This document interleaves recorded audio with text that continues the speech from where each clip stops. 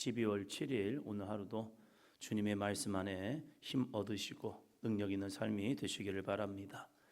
이 데살로니가 교회를 봐도 참 은혜로운 교회입니다. 어떠한 책망거리 없이 격려해주고 믿음의 선한 싸움을 싸우는 이들을 이 사도 바울이 얼마나 사랑했는지를 보여줍니다. 우리의 신앙 속에서도 칭찬받는 거룩한 믿음의 삶이 되시기를 바랍니다. 어제도 이 골로새 교회가 믿음, 사랑, 소망이 있었다고 말씀을 드렸습니다. 믿음, 소망, 사랑. 예수 그리스도 안에 있는 너희의 믿음, 모든 성도에 대한 사랑, 그리고 하늘에 쌓아둔 소망입니다. 데살로니가 교회도 이 믿음과 또한 사랑과 소망이 있습니다. 데살로니가 1장 2절입니다. 우리가 너희 모두로 말미암아 항상 하나님께 감사하며 기도할 때에 너희를 기억하면, 항상 하나님께 감사하며 기도할 때 너희를 기억하면, 항상 하나님께 감사하며. 이 얼마나 아름다운 신앙의 모습입니까? 사람은 완벽할 수는 없습니다.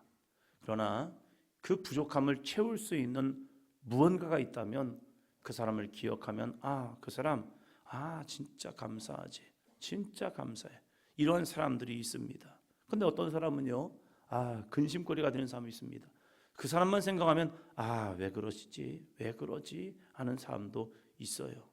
나는 어떠한 모습의 사람일까? 나는 어떠한 믿음의 사람일까? 데살로니가 이 교회는요, 사도 바울이 생각할 때에 항상 하나님께 감사하며, 이 항상이라는 단어 참 아름답고 존귀한 고백입니다. 우리의 신앙이 항상 하나님만 바라볼 수 있는, 하나님께 순종할 수 있는 저와 여러분이 되시기를 주의 이름으로 축복합니다. 그리고 기도할 때 너희를 기억하면 이라면서 이제 이들의 믿음을 칭찬합니다. 3절입니다. 너희의 믿음의 역사와 사랑의 수고와 우리 주 예수 그리스도에 대한 소망의 인내를 우리 하나님 아버지 앞에서 끊임없이 기억함이니. 아멘. 끊임없이 기억함이니.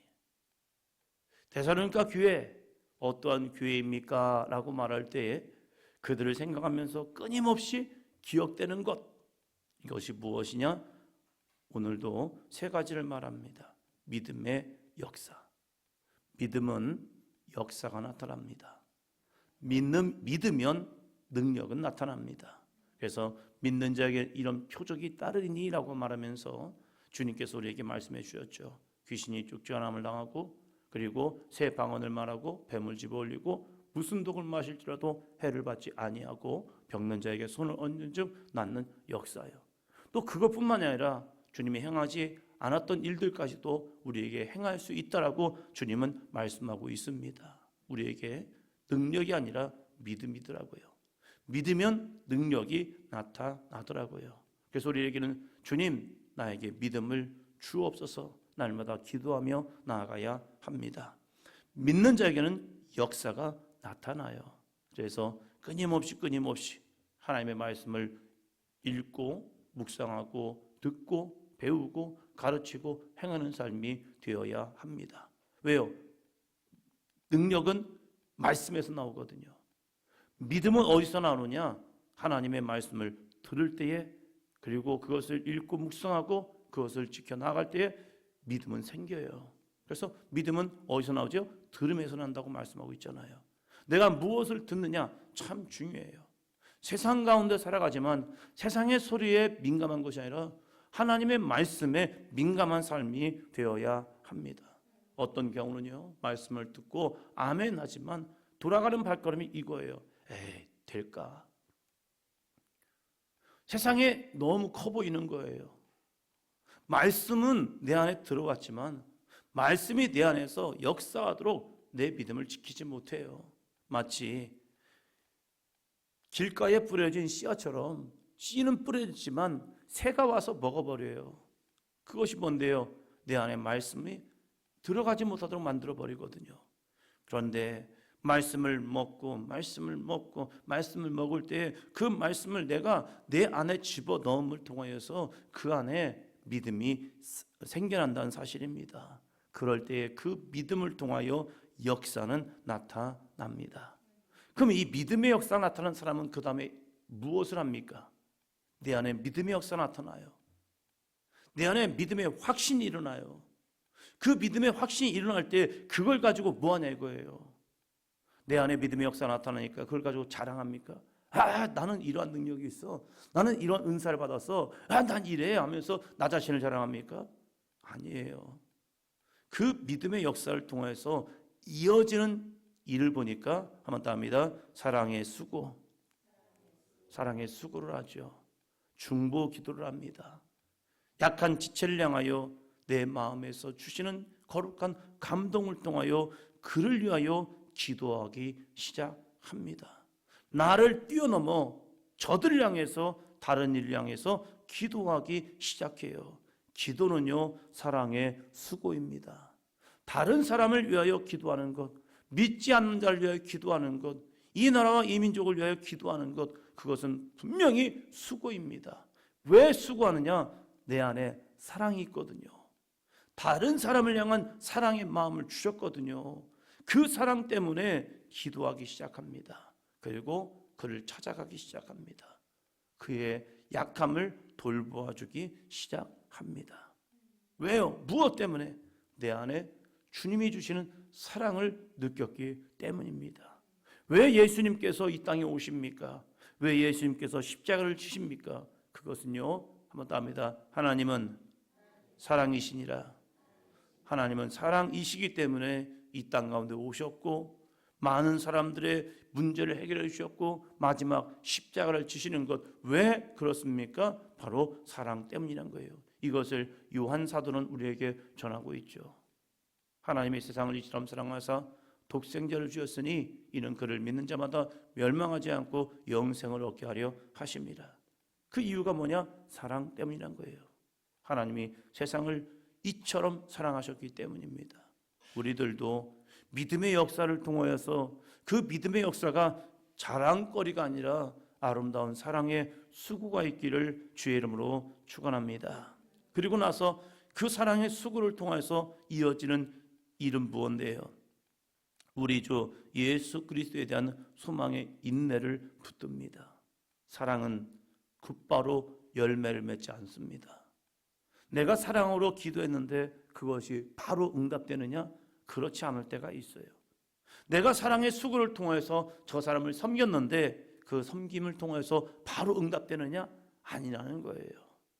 만나고 찾아가고 대면하고 나눠주고 베풀어주고 함에도 불구하고 열매가 아직 맺히지 않는다는 거예요. 그러나 분명한 것은요, 소망을 잃어버리지 않는다는 겁니다. 교회가 이 땅 가운데 복음을 전할 때 이 모습이 있었어요. 소망의 인내를 붙들었습니다. 이 한국 땅에 많은 선교사님들이 와서 복음을 전할 때 그들 향해 대적하였고 죽이기도 했죠. 토마스 선교사님은 이 땅에 와서 평양 땅에 내려와서 성경 하나 주고 그리고 죽잖아요. 죽은 것밖에 없어요. 성경 하나 던져주고 죽었단 말이에요. 야, 무서운 땅 아닙니까? 선교사들이 조선이란 나라에 가면 죽는다는 거. 그 소식이 왜 다른 곳에 전파되지 않았습니까? 그럼에도 불구하고 그들은요, 소망의 인내를 가졌습니다. 하나님의 반드시 역사하리라. 이 믿음을 가지고 끝까지 나아갑니다. 소망의 인내를 붙드는 이유가 있습니다. 그것은 우리 주 예수 그리스도에 대한 믿음 때문입니다. 주님께서도 이 땅에 오셔서 소망을 품으셨고 그 소망의 인내를 붙들고 우리에게 끊임없이 복음의 말씀을 전해 주었지요. 그 말씀이 믿는 자를 변화시킨다는 사실입니다. 저희 시골 동네 어르신들이 교회를 나오는 거 보니까 참 기가 막혀요. 교회에서 어느 날 교회 마당에다가 동네에서 이제 게이트볼이 한참 이제 시작될 때 교회에서 이 마당을 교회 운동장을 이제 그 어르신들에게 내주었습니다. 한쪽에서는 그래요. 아니 교회 와서 또 교회 마당 와서 운동장 와서 담배 피시고 술 먹고 그러시거든요. 게이트볼 치니까. 그러니까 어쨌거나 거기가 교회 터전이고 운동장인데 거기 와서 그렇게 하시니까 어떤 교인들은 이게 뭐냐고, 왜 줘가지고 그러냐고, 빌려줘가지고. 그런데 이분들이요, 게이트볼을 치면서 또 교회 사모님이 이제 뭐 커피도 가끔 드리고 먹을 것도 드리고 하니까 이 어르신들이 이제 게이트볼만 치다가 한 번은 이제 그 노인 회장님이 마음에 좀 찔림이 왔나 봐요. 맨날 얻어먹고 하다 보니까 자기들끼리도 회의를 하셨나 봐요. 우리가 맨날 얻어먹고만 살 수 있겠느냐, 교회를 한번 가주자. 믿음이 있어 가는 건 아니고요, 가주자. 그러면서 가는 거예요. 오시는 거예요. 제가 군대를 제대하고 이제 교회를 갔더니요, 그분들이 교회 이제 일을 한다고 오셔서 일을 거들어 주시는 거예요. 거들어 주시면서 이제 하면서 보니까 이분들이 교회를 나오신 거예요. 노인 회장님부터 시작해서 몇 분이 나오시기 시작한 거예요. 그러면서 이제 조금씩 문이 열리더라고요. 복음에는요, 분명히 소망의 인내가 있어야 합니다. 사람의 변화는요, 한순간 이루어지지 않고 그 마음이 감동될 때에 이루어지더라고요. 그래서 소망의 인내를 붙들고 나아갔습니다. 데살로니가 교회도 마찬가지입니다. 데살로니가 교회도 예수 그리스도에 대한 소망의 인내를 붙들었기에 그들을 통하여서 아름다운 믿음의 영적 결실을 맺었습니다. 그리고 그들은요, 이렇게 살아갔습니다. 5절이요. 이는 우리 복음이 너희에게 말로만 이른 것이 아니라 또한 능력과 성령과 큰 확신으로 된 것임이라. 우리가 너희 가운데서 너희를 위하여 어떤 사람이 된 것은 너희가 아는 바와 같으니라. 아멘. 이는 우리 복음이 너희에게 말로만 이른 것이 아니라, 복음은 말로만 머물면 안 됩니다. 신앙생활은 말로만 하는 것이 아니에요. 말은 누구나 하죠. 하나님께서 감동을 주시면 그 감동에 의해서 고백은 해요. 그러면 그 고백 가운데 다음이 무엇입니까? 어떻게 살아갈 것인가? 속회를 주일 설교 말씀을 가지고 하는 이유가 있습니다. 주일에는 듣기만 해요. 근데 듣기만 해서 변화되느냐? 아니에요. 설교는 듣고 내 안에 고백이 있고 그리고 삶의 모습까지 나가야 합니다. 이것이 진짜 말씀을 듣는 모습이에요. 사도 바울이 데살로니가 교인들에게 복음을 전했습니다. 복음을 전했을 때 이들은요, 말로만 이른 것이 아니었습니다. 그들은요, 그 들은 말씀을 가지고 살아내었습니다. 할렐루야. 우리들의 신앙도 이 새벽에 하나님의 말씀을 듣는 것으로만 끝나지 말고 오늘 들은 말씀처럼 주여 나에게도 믿음의 역사가, 사랑의 수고가, 소망의 인내를 붙드는 삶이 좀 되게 도와주세요. 내 안에 무엇이 부족합니까? 믿음의 역사가 부족합니까? 주여 나에게 믿음을 주시고, 내 안에 사랑의 수고가 필요합니까? 하나님, 정말로 내 안에 누구를 사랑해야 할지 하나님이 내 마음에 주시는 감동이 있잖아요. 나에게 잘해주는 사람 사랑하는 거 아무나 합니다. 그러나 내 마음에 걸림이 되는 사람들이 있단 말이에요. 그 사람을 사랑하는 것 쉽지 않죠. 그러나 예수님 바라보면서 다시 한번 사랑하는 거죠. 그리고 소망의 인내를 붙들고 되겠어? 변화되겠어? 아니죠. 소망의 인내를 붙들고 나아갈 때 변화됩니다. 할렐루야. 그래서 이 데살로니가 교회가 말로만 들은 것이 아니라 믿음으로 행하다 보니까 무엇이 됩니까? 능력과 성령과 큰 확신으로 되었다는 사실입니다. 확신은 뭔데요? 되니까 확신하는 거예요. 안 되면 확신이 무너집니다. 그러나 하나씩 되어지는 모습을 보니까, 저 사람의 가정이, 저 사람의 삶이, 저 사람의 모습이 변화되는 모습을 보니까 확신을 갖는 거예요. 우리 사도행전 교회가 이런 확신으로 가득 찬 삶이 되기를 주님의 이름으로 축원합니다. 저 사람도 되었다면 나도 된다. 저 가정이 되었다면 우리의 가정도 된다. 할렐루야. 이 믿음 가지고, 확신 가지고, 왜 저 사람만 됩니까? 우리도 되어야죠. 이 확신을 가지고 나아가기를 바랍니다. 그런데 이것이 되기까지 우리가 견디어야 하는 게 있다는 거예요. 견디어내야 하는 것. 6절이요. 또 너희는 많은 환난 가운데서 성령의 기쁨으로 말씀을 받아 우리와 주를 본받은 자가 되었으니, 많은 환난 가운데서 성령의 기쁨으로 말씀을 받았고 우리와 주를 본받은 자가 되었다라고 말합니다. 환난은 옵니다. 믿음 생활하면서 환난 없는 사람 아무도 없습니다. 아니, 목사님은 환난이 없겠지. 왜 없어요? 있죠. 저 권사님은 환난이 없겠지. 왜 없어요? 있어요. 저 가정은 문제가 없겠지. 왜 없습니까? 있지요. 아무리 우리 눈으로 볼 때 아름다운 가정, 축복의 가정인 것 같지만 환난 있습니다. 그러나 그 환난을 성령의 기쁨으로 말씀으로 받으니까 환난이 없어 보이는 거예요. 누구나에게 환난은 옵니다. 그러나 그 환난 가운데 성령 하나님 의지하며 기쁨으로 말씀을 받고 믿음으로 나가는 삶이 되시기를 축원합니다. 이게 믿음이라는 거예요. 환난 가운데서 걱정하고 근심하고 원망하고 불평하는 것이 아니라 행하실 하나님의 은혜를 기억하며 환난 가운데서, 그것도 많은 환난 가운데서 성령의 기쁨으로 말씀 의지하기를 주의 이름으로 축원합니다. 그러면 이긴 겁니다. 그러면 된 거예요. 내 안에 어떠한 변화가 이루어지지 않아도 많은 환난 가운데서 성령의 기쁨으로 말씀을 받으면 된 거예요. 뭐가 돼요? 목사님, 응답된 게 없는데요? 뭘 이루었습니까? 많은 환난 가운데 성령의 기쁨을 받으면요, 뭘 이룬 건데요? 하면 답니다. 십자가를 이룬 거예요. 예수님께서도 하나님이 인간이 되어 마지막 십자가를 지십니다. 그 십자가는 은혜로운 길, 기쁨의 길, 축복의 길, 화려한 길이 아닙니다. 로마 병정들에게 채찍을 맞아 살점은 찢기고 그 찢긴 살점에 피는 절절 흐르고 머리에는 가시멜 유관을 쓰고 그 십자가를 지고 골고다 언덕까지 올라가셨고, 그리고 양손에는 못을 받고 발에도 못을 받고 십자가에 올라갑니다.